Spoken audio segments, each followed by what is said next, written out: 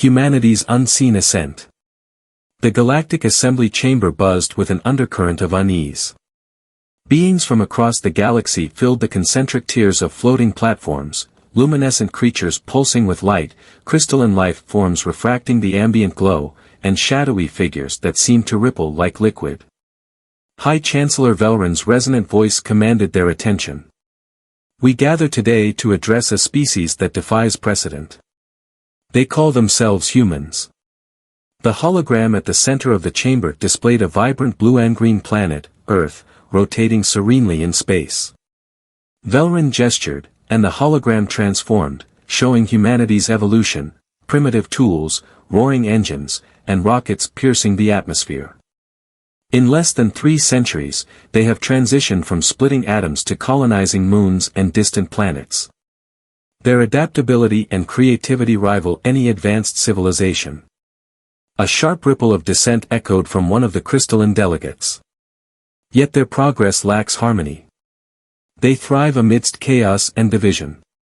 Velron raised a hand, calming the room. Precisely. They harness conflict as fuel for innovation. Their history is a tapestry of triumphs and atrocities, unparalleled in diversity and ambition. The hologram shifted again, displaying human achievements, terraforming barren planets, building sprawling space habitats, and crafting sleek, powerful ships. But it also revealed their capacity for war, orbital bombardments, nuclear detonations, and fleets clashing in the void. The debate that followed was fierce. Many delegates saw humanity as a nascent ally, while others deemed them an unpredictable threat. The Zorati ambassador, a towering figure encased in shimmering exoskeletal armor, scoffed. They are fragile, scattered, and primitive. Their strength is exaggerated. Velron's gaze sharpened. Underestimating them would be a grave mistake. Humanity is resilient, and their growth shows no signs of slowing. As the assembly erupted into fragmented arguments, a message interrupted, flashing across the galactic network. A fleet from the Zorati Empire had set course for humanity's newest colony, Haven 7, without assembly consent. Velron's voice hardened. They've dismissed the warnings. Prepare for consequences. The Zorati encounter, humanity strikes back. The Zorati fleet emerged from hyperspace in a flash of rippling energy, their massive warships dwarfing Haven 7's orbital defenses. The colony, a jewel of human ingenuity, shimmered against the barren backdrop of the planet below. Its atmospheric processors hummed, sustaining life on a world that had been lifeless just a decade prior. For the settlers, this was home. For the Zorati, it was a ripe target. Admiral Scar of the Zorati Empire stood on the bridge of his flagship, the Eternal Triumph, gazing at the human colony. His mandibles clicked with amusement as he addressed his crew. These humans will learn their place today. Begin the assault. Let them taste the might of the Empire. On Haven 7, Governor Liana Hale stood in the command center, her brow furrowed as reports flooded in. The Zorati ships had ignored all hails, and their first salvo of plasma bolts had already obliterated a civilian satellite. The small planetary defense force scrambled to respond. Activate the orbital cannons, Hale ordered, her voice steady despite the chaos. We need to buy time for the evacuation. A technician hesitated. Governor, our cannons won't penetrate their shields. Then aim for their engines. Slow them down. The first volley from Haven 7's orbital defenses caught the Zorati fleet off guard. A lucky shot from a planetary cannon struck the engine array of a frigate, sending it spinning out of formation. Scar's mandibles flared in irritation as the Eternal Triumph shuddered under another impact. These primitives dare fight back, he growled. Deploy the strike wings. Crush them. Swarms of Zorati fighters descended on Haven 7, their sleek forms darting through the planet's atmosphere. The colony's automated turrets lit up the skies, scoring direct hits on several attackers. Still, it was a losing battle. The Zorati numbers were overwhelming. Governor Hale watched the battle unfold from a reinforced observation deck. "Status on the evacuation," she demanded. 30% of the population is in the shelters," her aide replied. "But the Zorati are targeting key infrastructure. If we lose the atmospheric processors." "We won't let that happen," Hale interrupted. "Patch me through to Captain Vance." Captain Jonas Vance, commander of Haven 7's lone frigate, the Resolute, was locked in combat with a trio of Zorati cruisers. His ship was smaller, less armed, and slower, but his crew made up for it with cunning. "We're taking heavy fire, Captain," his tactical officer shouted. "Divert all power to shields and engines," Vance replied. "We're not here to win. We're here to stall." The Resolute weaved through enemy fire, leading the cruisers into a debris field created by the earlier exchange. Using the wreckage as cover, Vance's crew launched a daring counterattack, crippling one of the cruiser's sensor arrays. The Zorati retaliated, but the delay gave Haven 7's engineers time to reroute power to a hidden defense grid. When the next wave of fighters approached the colony, they were met with a hailstorm of railgun fire, forcing a temporary retreat. In orbit, Scar's frustration reached its peak. "Their resistance is unexpected," he admitted. "Deploy the planetary assault teams. Ground forces will neutralize them." Dropships filled with Zorati soldiers descended toward the surface, their armor glinting in the sunlight. On the ground, Haven 7's militia prepared for the inevitable. Farmers, miners, and scientists stood shoulder to shoulder, armed with a mix of repurposed mining lasers and surplus military rifles. Governor Hale addressed them through the colony's loudspeakers. "Today, we face a foe that sees us as weak. They think this world will be theirs by nightfall. But we are not just settlers, we are survivors.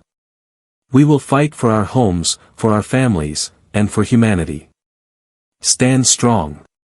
The Zorati assault began with precision strikes on key structures, but the humans fought back with ingenuity. Traps laid in the colony's alleys funneled Zorati troops into ambushes. Makeshift barricades became fortresses. Though outnumbered, the militia's spirit and determination turned the battle into a grueling stalemate. Hours into the conflict, Captain Vance's battered Resolute received an unexpected message. Earth had responded. Reinforcements were en route, though they were still weeks away. But there was more. The United Earth Fleet had authorized a desperate gambit. A prototype weapon, the Shatterstrike, had been smuggled aboard Haven 7 in anticipation of such an invasion. It was untested, risky, and potentially catastrophic. Governor Hale grimly accepted the responsibility. "Prepare the weapon. If we lose Haven 7, we'll make sure the Zorati pay dearly." As the Zorati ground forces regrouped for a final push, Scar watched from orbit, confident of his impending victory. He failed to notice the faint energy surge emanating from the colony's core until it was too late. The Shatterstrike unleashed its fury in a blinding wave of energy that cascaded through the Zorati fleet. Ships lost power, systems fried, and shields collapsed. The Eternal Triumph shuddered violently as alarms blared. "What is this?" Scar bellowed. "How do they possess such power?" On the ground, the weapon's detonation sent a shockwave through the battlefield, disrupting Zorati communications and leaving their soldiers in disarray. The militia seized the moment, pressing the attack and driving the invaders back. As the Zorati fleet limped away from Haven 7, Admiral Scar seethed with humiliation. "This isn't over," he snarled, vowing revenge. But the damage was done. Humanity had shown that it could fight back, and win. On Haven 7, the settlers mourned their losses but stood tall. They had survived the impossible. Governor Hale addressed the colony once more, her voice echoing with pride. "Today, we proved what humanity is capable of. Let the galaxy know, we will not bow, we will not break, and we will never surrender." The message was clear: humanity had arrived, and it would not be underestimated again. The galactic ripple, humanity's warning to the stars. The defeat of the Zora-T at Haven 7 sent shockwaves through the galaxy. News of the humans' unexpected resilience spread rapidly, reaching even the furthest outposts. The Galactic Assembly reconvened in a state of urgency, the towering chambers once again filled with heated debates and growing tension. High Chancellor Velrun stood at the center, her holographic display projecting the aftermath of Haven 7. Images of smoldering Zora-T wreckage and triumphant human colonists flickered in the dim light. "Let this serve as a lesson to those who doubted," Velrun began, her tone cutting through the rising murmurs. "Humanity is not to be underestimated." The Zora-T ambassador, his armor dull with humiliation, slammed a clawed hand onto his platform. A mere fluke. Their weapon was an anomaly, an act of desperation. They remain insignificant in the grand scheme. Velrun turned her steely gaze toward him. Insignificant? Their untested weapon crippled your fleet, and their colonists outmaneuvered your elite soldiers. Shall we all ignore the implications of such an event? A crystalline delegate chimed in, their voice melodic yet cautious. If humanity can repel an empire as mighty as the Zora-T, then they are more than just a curiosity. Their potential to disrupt galactic order cannot be ignored. Meanwhile, on Earth, the victory at Haven 7 was celebrated with restrained optimism. Governor Liana Hale's transmission had galvanized the planet, igniting a wave of patriotism. Volunteers flooded recruitment centers, engineers worked tirelessly to expand the United Earth fleet, and scientists pushed the limits of human ingenuity. At the heart of these efforts was Admiral Elias Drake, a seasoned leader and staunch advocate for humanity's preparedness. In a sprawling command center beneath Geneva, he addressed a gathering of military and civilian leaders.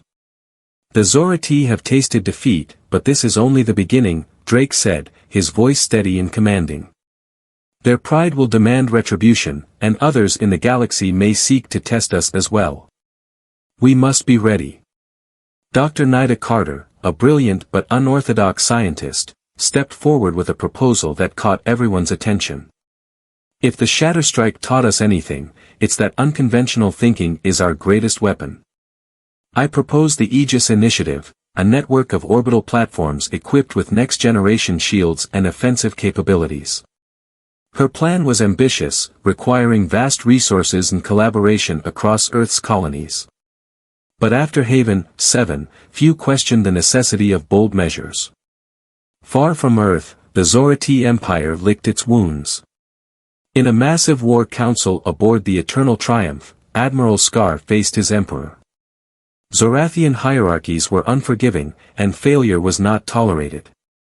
"You have embarrassed us, Scar," the emperor hissed, his voice a deep rumble. His immense form loomed over the admiral. "Explain how a primitive species outwitted our forces." Scar bowed low, his mandibles twitching nervously. "Their tactics were unexpected. Their resolve, underestimated. They wield a cunning born from adversity, one we were unprepared to counter." The Emperor's glowing eyes narrowed. "Then we will adapt. Mobilize the full might of our empire. If they resist again, we will raise their worlds until nothing remains." Across the galaxy, the Zora-T Empire began preparing for total war, their factories churning out warships and their armies expanding at an unprecedented pace. But their failure at Haven 7 had already emboldened others. Whispers of rebellion grew among subjugated planets, their populations inspired by humanity's defiance. Back at the Galactic Assembly, High Chancellor Velrun faced mounting pressure to take a decisive stance. Allies of humanity pushed for recognition and protection, while others demanded sanctions and restrictions to contain what they saw as a growing threat. Velrun addressed the assembly once more. "The Zora-T Empire has chosen to escalate this conflict. If humanity falls, their conquest will not end with Earth. The assembly must act, not as bystanders, but as guardians of peace." The debate raged on, but even as words were exchanged in the assembly, actions were already unfolding across the galaxy. On Haven 7, life was far from normal. The colony worked tirelessly to rebuild, turning their shattered infrastructure into a fortress. Governor Hale led the charge, her leadership cementing her as a symbol of human resilience. Dr. Nida Carter arrived on the colony to oversee the construction of the first Aegis platform. She marveled at the settlers' ingenuity as they adapted every resource, turning civilian technology into formidable defenses. Her vision was taking shape. In the shadows of Haven 7's thriving chaos, a young technician named Caleb Lawson discovered something troubling while repairing one of the Shatterstrike's energy conduits. The weapon had emitted a faint but distinct signal during its activation, a signal that had likely been detected across the galaxy. Caleb reported his findings to Governor Hale, who immediately convened her advisors. "If this signal draws more than just the Zora T," she said grimly, "we could be facing an invasion on multiple fronts." As the galaxy braced for the unknown, humanity's place among the stars began to solidify. The message sent from Haven 7 was clear: humanity would not go quietly into the night. From the vibrant cities of Earth to the far-flung colonies, a rallying cry spread: "Stand strong, for the stars are watching." But beyond the edge of known space, darker forces stirred. Alien civilizations that had remained silent observers now weighed their options. Some saw humanity as an ally worth cultivating. Others saw an adversary that needed to be crushed before it could rise further. And among humanity's leaders, one question loomed above all: could they hold their ground against the tide? The gathering storm, humanity prepares for war. In the aftermath of Haven 7, humanity's resolve hardened like tempered steel. Across Earth and its colonies, preparations for the inevitable war consumed every aspect of life. Factories that had once built vehicles and electronics now churned out warships and advanced weaponry. The United Earth Fleet grew daily, a testament to human ingenuity and determination. Admiral Elias Drake stood aboard the UES Vanguard, the flagship of the fleet, as it orbited Earth. Through the panoramic bridge window, the planet glowed below, a stark reminder of what they were fighting to protect. Behind him, holographic displays flickered, showing the fleet's progress. "How soon until the new dreadnoughts are operational?" he asked, his voice crisp and commanding. Commander Lila Carr, his chief engineer, replied with confidence. "The first two, Resolute and Endeavor, will join the fleet within weeks. They'll have full Aegis shielding and plasma rail systems. Once deployed, they'll be the most advanced warships in the galaxy." Drake nodded. "We'll need every advantage we can muster. The Zora T won't underestimate us again." On Haven 7, Governor Liana Hale's leadership continued to shine. Under her direction, the colony transformed into a fortress. Engineers worked day and night to expand the planetary defense grid, while the militia trained relentlessly, honing their skills for the next encounter. In a makeshift hangar, Dr. Nida Carter inspected the nearly completed Aegis platform. The orbital station, designed to shield Haven 7 from even the most formidable assault, represented humanity's hope against overwhelming odds. Around her, teams of technicians bustled, their voices echoing in the cavernous space. "This platform is a marvel," Carter said to her assistant, Caleb Lawson, as she reviewed schematics. "If it works as intended, it could turn the tide in any battle." Caleb hesitated before responding. "Dr. Carter, there's something else I've been working on. A way to use the Shatterstrike's residual energy to amplify the platform's shielding. It's risky, but it could provide near impenetrable defense for a limited time." Carter's eyes lit up. "Show me your calculations. If it works, you might have just saved us all." Far away, in the heart of the Zora T Empire, preparations for revenge were underway. On the massive shipyards of Koroth Prime, entire fleets were assembled under the watchful eyes of Emperor Vrax. The Emperor stood in his grand war chamber, a colossal hologram of Earth hovering before him. "Our first mistake was assuming these humans were weak," Vrax growled, his voice a menacing rumble. "We will not make that mistake again." General Scar, still reeling from his disgrace at Haven 7, bowed deeply. "My Emperor, the new fleet is equipped with experimental energy disruptors capable of bypassing their shields. With these weapons, we can crush their defenses. Vrax's mandibles clicked with satisfaction. Good. This time, we will not just defeat them, we will annihilate them. In the Galactic Assembly, tensions reached a breaking point. High Chancellor Velrun continued her efforts to mediate, but the growing division among the delegates made consensus impossible. Some civilizations advocated for an alliance with humanity, recognizing their potential as a galactic force. Others, like the Zorati allies, called for their containment. Velrun addressed the assembly, her voice resolute. We stand at a crossroads. Humanity has demonstrated its resilience, but if we allow the Zorati to wage unchecked war, the galaxy itself will suffer. We must decide, will we act, or will we watch as chaos consumes us all? Her words resonated, but the assembly remained fractured, unable to agree on a unified course of action. Back on Earth, Dr. Hiroshi Tanaka worked feverishly in the classified Arcturus research facility. His team was perfecting a new weapon system, codenamed Horizon Lance. The device, capable of focusing immense energy into a precision beam, was designed to strike targets at interstellar distances. Tanaka addressed a room of senior military officials, his excitement tempered by the gravity of the situation. The Horizon Lance could neutralize a Zorati fleet before it even reaches our colonies. But its energy requirements are immense, and we've only managed one successful test. Admiral Drake leaned forward. We won't get a second chance if we fail. Make it ready. The Zorati won't wait for us to perfect it. As the days turned to weeks, humanity braced itself for the inevitable. On Haven 7, Governor Hale held a meeting with her militia leaders, her voice steady despite the tension in the room.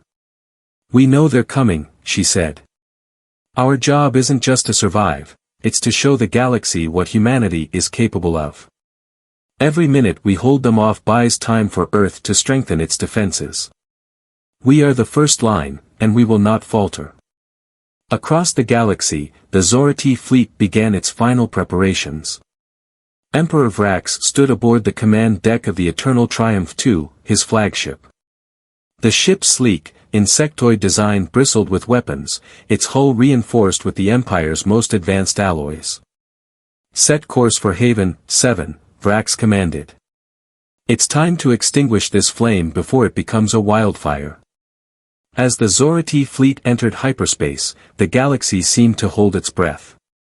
On Earth, in the colonies, and within the assembly chambers, the anticipation of the coming storm weighed heavily. But amidst the uncertainty, one thing was clear: humanity would fight, not just for survival, but for a future among the stars. The invasion of Haven 7, humanity's last stand. The night sky above Haven 7 was eerily quiet, stars twinkling serenely as if unaware of the chaos about to unfold.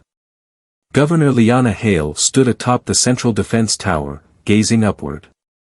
In her earpiece, reports streamed in from the colony's defense grid. Enemy fleet detected, the technician's voice crackled. Estimated arrival, 20 minutes.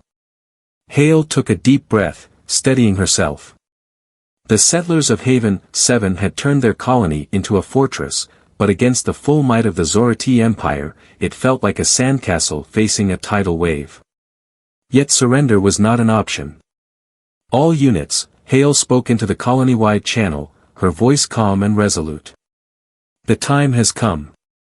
We stand not just for ourselves but for humanity. Hold your positions, trust in your training, and remember what we fight for. The Zorati fleet emerged from hyperspace in an ominous flash. Their massive warships filled the skies, casting long shadows over Haven 7's surface. At the heart of the fleet was the Eternal Triumph II, its insectoid design glimmering with energy. Emperor Vrax watched the planet through the observation deck's viewport. Begin the assault, he commanded, his voice cold and unyielding. The first wave of Zorati fighters descended on the colony like a swarm of locusts. Haven 7's defense grid sprang to life, railguns and plasma turrets filling the air with streaks of light. Explosions lit up the sky as the human defenses scored hits, but the sheer number of attackers pressed forward. In orbit, the newly completed Aegis platform activated. Its shields flared as it absorbed the Zorati fleet's opening salvo. Dr. Nida Carter, stationed aboard the platform, directed her team with precision. "Redirect power to the shields," she ordered. "Caleb, is your amplification system ready?" Caleb Lawson, sweating over a control panel, nodded. "It's risky, but it's now or never." With a final keystroke, the modified Shatterstrike energy coursed through the platform. A shimmering barrier expanded, enveloping the colony and repelling the Zorati assault for a brief but critical moment. On the ground, the militia held their lines as Zorati dropships landed beyond the perimeter. Alien troops poured out, their chitinous armor glinting under the harsh lights. The humans fought with desperate ingenuity, using makeshift traps, repurposed mining equipment, and guerrilla tactics. Captain Elias Moore led a squad through the urban outskirts, weaving between abandoned buildings. "Keep moving," he shouted as plasma bolts streaked overhead. His squad managed to flank a Zorati unit, taking them by surprise and forcing a retreat. In the command center, Governor Hale coordinated the defense with her advisors. "How long can we hold the perimeter?" she asked. "An hour, maybe two," her military advisor replied grimly. "They're pushing harder with every wave." "Then we need to make every minute count," Hale said. "Divert power to the auxiliary grid and prepare for fallback to the inner sectors." In orbit, Admiral Drake's fleet arrived just in time. The Vanguard and its accompanying ships surged into the fray, engaging the Zorati fleet in a fierce battle. The humans' advanced dreadnoughts, armed with experimental plasma railguns, delivered devastating blows to the enemy. However, the Zorati numbers still threatened to overwhelm. Drake stood on the bridge, his face set with determination. "Target their command ships," he ordered. "If we take out their leaders, we can disrupt their coordination." The Vanguard fired a concentrated barrage at the Eternal Triumph II. The Zorati flagship's shields flickered but held firm. Emperor Vrax's mandibles clicked in annoyance. "Focus fire on their flagship," Vrax snarled. "Crush their morale." Back on the ground, the battle reached a fever pitch. The militia fell back to the colony's central district, barricading themselves in narrow streets and fortified buildings. Dr. Carter's shield amplification held for a moment longer before the strain caused it to collapse. The Zorati seized the opening, advancing with relentless precision. Governor Hale stood at the front lines, rifle in hand. She fought alongside her people, her resolve unwavering. "We hold them here," she shouted. "For Haven, 7. For humanity." The Zorati ground forces pressed forward, their advanced weaponry tearing through human defenses.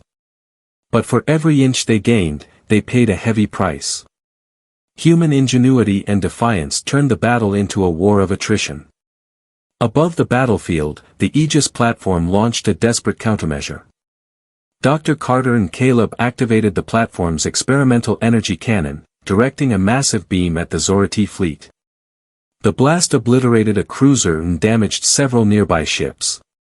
Emperor Vrax's fury boiled over.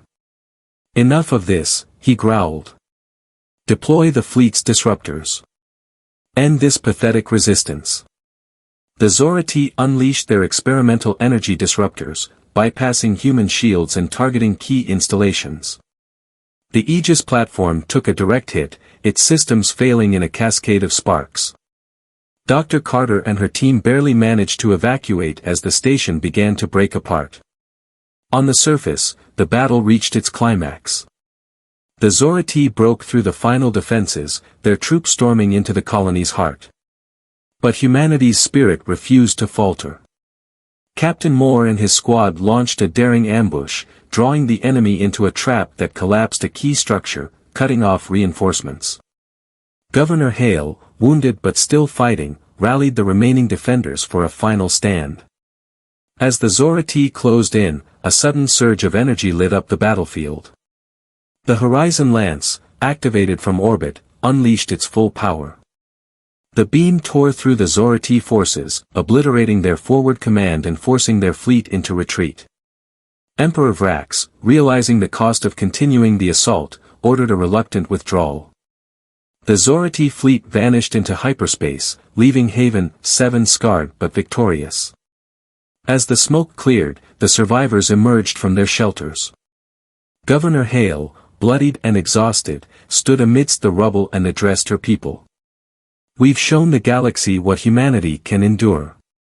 Today, we stood against an empire and proved we will not bow. We will rebuild, and we will be ready." Cheers erupted, echoing across the battered colony.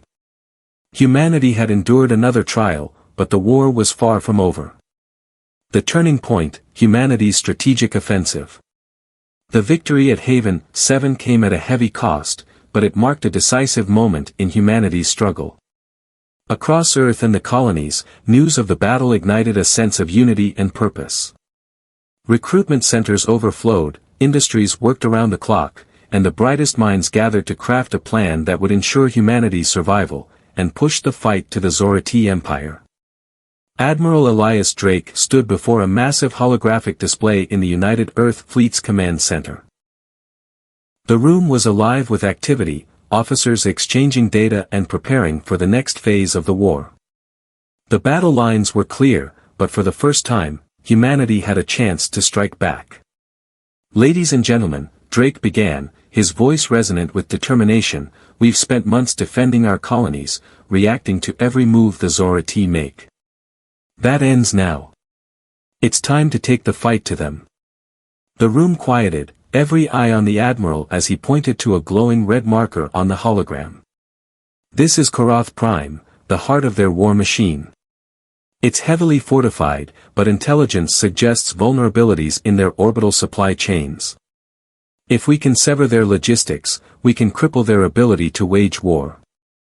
The plan, codenamed Operation Starfall, was ambitious. It involved a coordinated strike on the Zorati Empire's primary shipyards, which churned out fleets at an alarming rate. A team of elite operatives would infiltrate the planet's surface to sabotage its reactors while the fleet engaged in a diversionary assault. Governor Liana Hale, still recovering from her injuries on Haven 7, joined the strategy session via hologram. Her insights into Zorati tactics proved invaluable. "They'll expect brute force," Hale said, her voice firm despite the fatigue in her features. "But if we can disrupt their supply lines and dismantle their infrastructure, we can force them into disarray." Dr. Nida Carter, fresh from the rebuilding efforts on Haven 7, proposed a bold addition to the plan. "We've been developing a new technology, adaptive EMP drones. They could neutralize the Zorati disruptors that devastated our defenses." Admiral Drake nodded. "Make it happen. This is an all-or-nothing gambit." As the fleet prepared for the offensive, Captain Jonas Vance was assigned command of the UES Endeavour, one of the newly completed dreadnoughts. Standing on the bridge, he addressed his crew, a mix of seasoned veterans and eager recruits. "We're about to face the toughest fight of our lives," Vance said. "But remember this, every move we make today isn't just for us, it's for everyone back home, for every colony, for every child dreaming of a future among the stars. Let's show them what humanity can do." The day of the assault arrived. The United Earth Fleet, now bolstered by new ships and cutting-edge weaponry, gathered at a staging point near the Zorati border. Over 200 ships stood ready, their sleek designs a testament to human innovation. Admiral Drake transmitted his final orders to the fleet. "Today, we take a stand. Not as defenders, but as a force to be reckoned with. Remember what's at stake, and fight with everything you have. For Earth, for humanity, for the future." The fleet surged into hyperspace, leaving behind a glowing blue trail. On Korath Prime, the Zorati were unaware of the storm about to hit. Their war factories operated at full capacity, and their orbit was crowded with supply ships and patrols. But as the first human ships emerged from hyperspace, alarms blared across the planet. Admiral Drake's diversionary assault was swift and brutal. The Vanguard led the charge, targeting the orbital shipyards. Plasma railguns and kinetic missiles lit up the void, tearing through Zora-T defenses. The Empire scrambled to respond, but the precision and ferocity of the human fleet caught them off guard. Meanwhile, a stealth ship slipped past the chaos and landed on the planet's surface. A team of operatives, led by Commander Talia Ward, disembarked. Their mission, to sabotage the primary reactor controlling the shipyard's production lines. Tight formations, Ward whispered through her comms. We're in and out. No mistakes. The team moved swiftly, navigating the industrial labyrinth of Korath Prime's surface. Zora-T patrols roamed the area, but the operatives used advanced cloaking devices to evade detection. In orbit, the battle raged on. The Endeavour and Resolute worked in tandem to outmaneuver Zora-T cruisers. Captain Vance's crew pushed their ship to its limits, deploying adaptive EMP drones to disable the enemy disruptors. Drones are in position, the tactical officer reported. Activate them, Vance ordered. The drones released a wave of electromagnetic pulses, short-circuiting the Zora-T defenses. Human ships pressed the advantage, delivering devastating blows to the Empire's fleet. Admiral Drake's voice cut through the comms. This is it. Focus fire on their command ships. We take them out, and the battle is ours. On the surface, Commander Ward's team reached the reactor. The facility was heavily guarded, but the operatives used synchronized tactics to neutralize the defenses. Ward planted the charges while her team covered her. We've got incoming, a soldier shouted as Zora-T reinforcements closed in. Hold them off, Ward commanded. We're almost done. The charges were set, and the team began their retreat as explosions rippled through the reactor. A chain reaction followed, sending shockwaves across the shipyards. One by one, the orbiting Zora-T ships lost power, drifting helplessly in space. Back in orbit, the human fleet pressed the attack. Admiral Drake seized the opportunity, ordering an all-out assault. The Zora-T fleet, disoriented and leaderless, began to crumble. Emperor Vrax, watching from a distant command center, seethed with rage. How could this happen? Humans were supposed to be weak.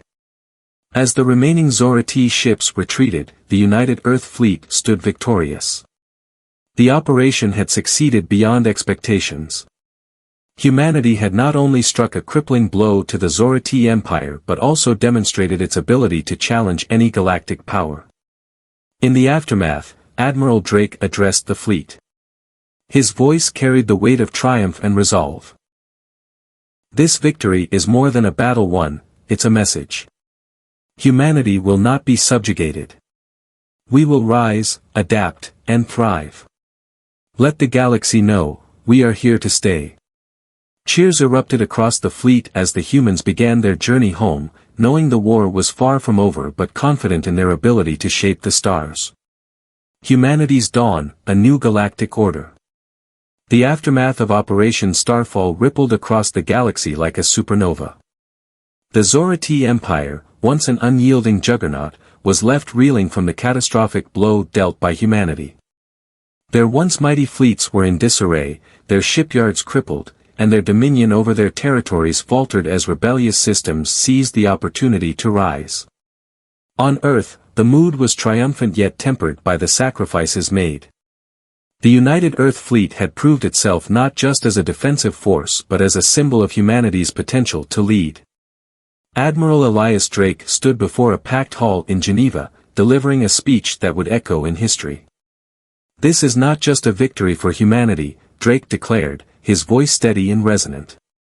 It is a declaration to the galaxy, we are not invaders, nor are we prey. We seek not conquest but coexistence. Let this be the dawn of a new chapter, a galactic order built on mutual respect. The room erupted into applause, but the work was far from over. On Haven 7, Governor Liana Hale oversaw the reconstruction efforts.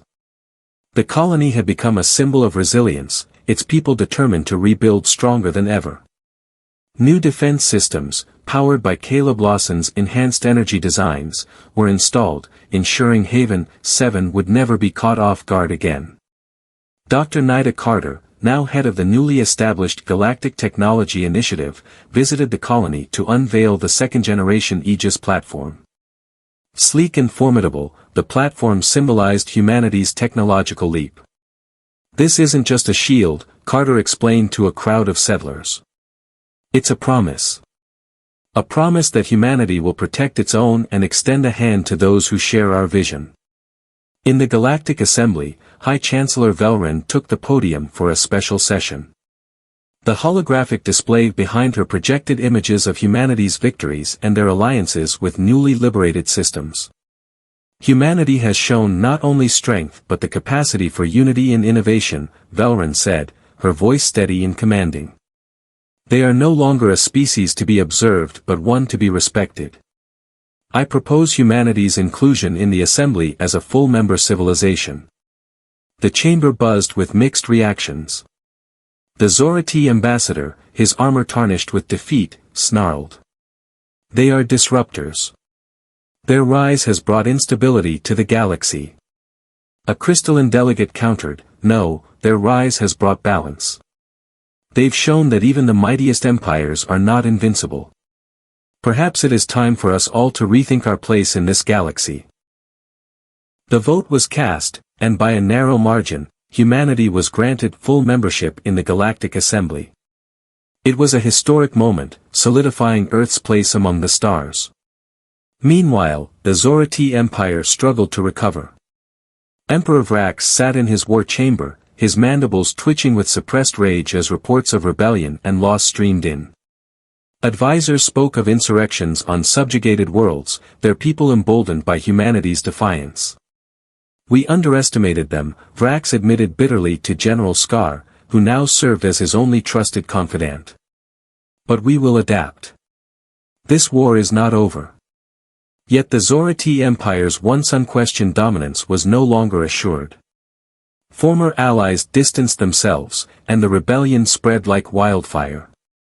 On Earth, President Adama Kruma addressed a joint assembly of Earth and colony representatives. Holograms of allied leaders and new partners flickered around the room, a testament to the alliances humanity had forged. "We stand at the dawn of a new era," Kruma began. "One where the stars are no longer the domain of a select few but a shared frontier. Let us build a galaxy where strength is tempered by wisdom and where the promise of peace is stronger than the lure of war." He announced the creation of the Galactic Accord, an initiative aimed at fostering cooperation among civilizations. The Accord would focus on shared technology, trade, and mutual defense, a framework inspired by humanity's experiences and the alliances it had forged during the conflict. As the galaxy began to shift, humanity thrived. New starships, powered by advancements from the Horizon Lance project, patrolled the United Earth Fleet's territories. Colonies flourished under improved infrastructure and security. Humanity's voice in the Galactic Assembly grew stronger, with figures like Governor Hale and Dr. Carter leading diplomatic and technological efforts. On the outskirts of the galaxy, former Zorati territories joined the Accord, their people seeking a future free from oppression. Rebellions gained momentum, inspired by the human resistance. Months later, Admiral Drake stood aboard the UES Vanguard, now stationed at the edge of explored space. A new fleet, larger and more advanced than ever, stretched out before him. Earth's colonies and allies had contributed to its construction, a symbol of unity and readiness. As Drake watched the stars, his comms officer spoke. "Admiral, the exploratory ships are ready to depart." Drake nodded. "Send the order. Let's see what else is out there." The ships leapt into hyperspace, their trails marking the beginning of humanity's next chapter. For the first time in history, humanity wasn't just a survivor, it was a pioneer, forging its destiny among the stars. And as the galaxy watched, it was clear, humanity's story was only just beginning. The end.